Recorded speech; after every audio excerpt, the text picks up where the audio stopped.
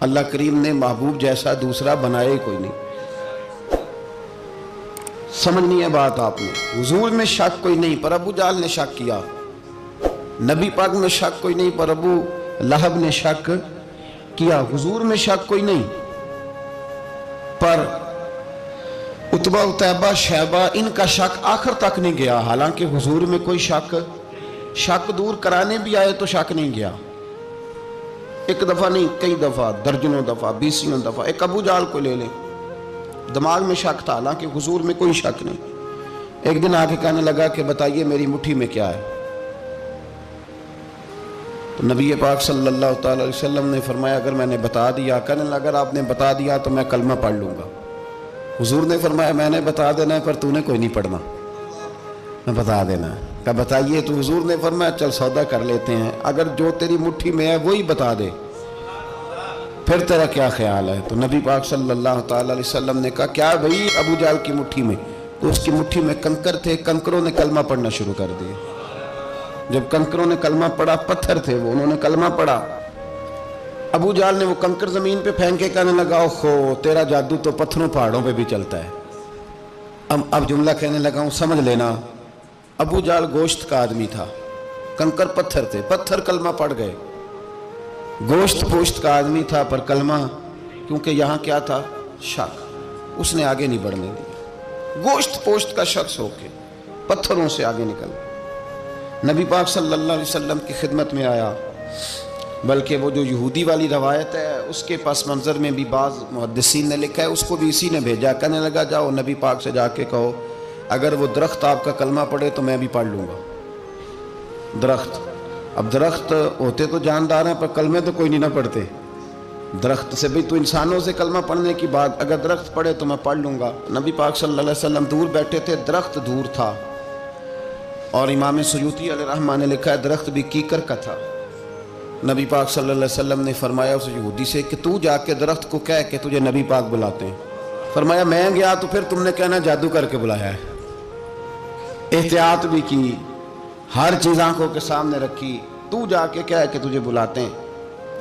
وہ بندہ گیا، جا کے کہنے لگا، اور امام سیوطی نے اس کو لکھا ہے، کہنے لگے اس نے نبی پاک کا نام بھی نہیں لیا، کیونکہ ابو جہل اینڈ کمپنی کو پتا تھا کہ مصطفیٰ کے نام میں بھی بڑی برکت، خالی نام بھی نہیں لیا۔ کہنے لگا درخت وہ جو سامنے بیٹھے ہیں نا وہ تجھے بلا رہے، نام نہیں لیا حضور کا، وہ جو سامنے بیٹھے ہیں نا جاءت لدعوتہ الاشجار ساجدۃ، امام بوصیری کہتے ہیں درخت آیا اور سجدہ کرتا ہوا، زمین چیرتا ہوا آیا۔ کس طرح آیا؟ پہلے آگے جھکا، پھر پیچھے جھکا، دائیں جھکا، بائیں جھکا۔ یہاں بھی لکھنے والوں نے لکھا ہے کہ وہ نہ درخت اپنی جڑیں اکھیڑ رہا تھا، جب چلنا تھا نا اس نے حضور کی طرف آنا تھا تو آگے دائیں بائیں ہوا، جڑیں اکھیڑ رہا تھا۔ لیکن ہمارے استاد جب ہمیں یہ روایت پڑھایا کرتے تھے تو کہتے تھے جڑیں نہیں اکھیڑ رہا تھا، جب اس نے سنا مجھے نبی پاک نے بلایا تو اسے وجد ہو گیا تھا، وہ جھومنے لگ گیا تھا، جھوم رہا تھا، حضور نے مجھے بلا لیا، جاءت لدعوتہ الاشجار ساجدۃ۔ تو درخت آیا، اس نے آ کے نبی پاک کو سجدہ کیا، لکڑی کا بنا ہوا درخت ہے، سجدہ کیا۔ سجدہ کرنے کے بعد درخت اٹھا اور اٹھ کے اس نے نبی پاک کا کلمہ پڑھا۔ وہ جس کو ابو جہل نے بھیجا تھا نا یہودی، وہ درخت کی حالت دیکھ کے کلمہ پڑھ گیا، وہ کلمہ پڑھ گیا، لیکن یہی بے ایمان کہنے لگا ہوئے ہوئے ان کا تو درختوں پہ بھی جادو چلتا ہے۔ لا ریب فی، شک قرآن پاک میں، لیکن اگر بندے کے دماغ میں ہو اس کا علاج ہے کوئی، ادھر ہی شک بیٹھ جائے۔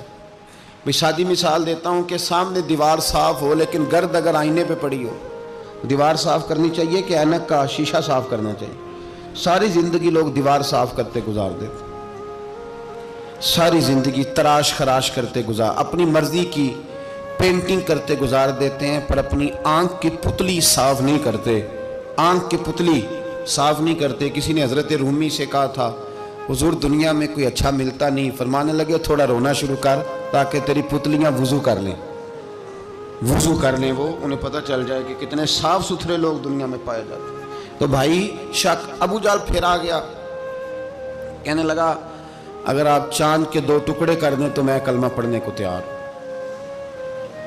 اچھا یہاں بھی بڑی مزے کی بات ہے، اللہ نے پہلے کہہ دیا نبی پاک کو کہ ان الذین کفروا سواء علیہم انذرتہم ام لم تنذرہم لا یؤمنون، محبوب یہ جن کی قسمت میں کفر ہے نا، آپ انہیں ڈرائیں چاہے نہ ڈرائیں، یہ ایمان نہیں لائیں گے۔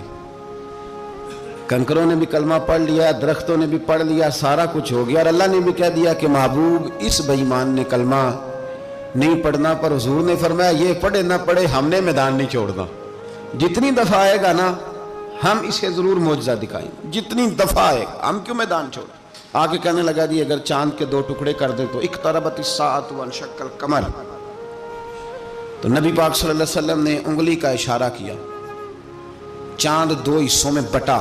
کوہ صفا ایک پہاڑی تھی مکے میں، آدھا ٹکڑا پہاڑی کی اس جانب ہوا، آدھا اس جانب، یعنی وضاحت کی اللہ کریم نے کہ ایسے نہ ہو کہ یہ کہہ دی وہ تو ایسے بالکل شک ہوا تو مل گیا، پتہ نہیں میری آنکھوں پہ جادو ہو گیا، ملا ہے کہ نہیں ملا۔ جب ٹوٹا تو حدیث پاک میں آتا ہے کہ آدھا چاند کوہ صفا کے ادھر گیا اور آدھا تو پہاڑی تھی، چاند نیچے آیا، پہاڑی کے گرد گھوما، آگے جا کے ملا، یعنی وقفہ دیا گیا باقاعدہ دیکھنے کا، سمجھنے کا۔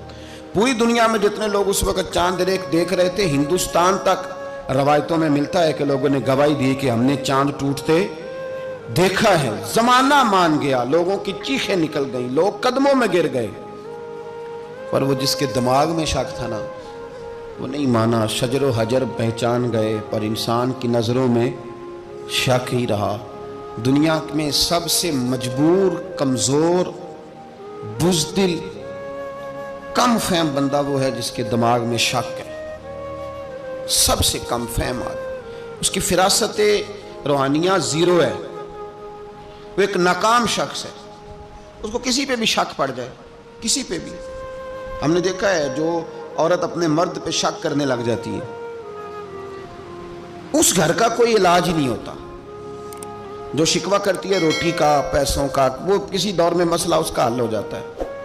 جو نافرمان ہوتی ہے اس کا بھی مسئلہ کسی نہ کسی زمانے میں حل ہو ہی جاتا ہے۔ یہ جس کو شک پڑ جاتا ہے نا، شک، اس کا مسئلہ قیامت کی صبح تک حل نہیں ہوتا۔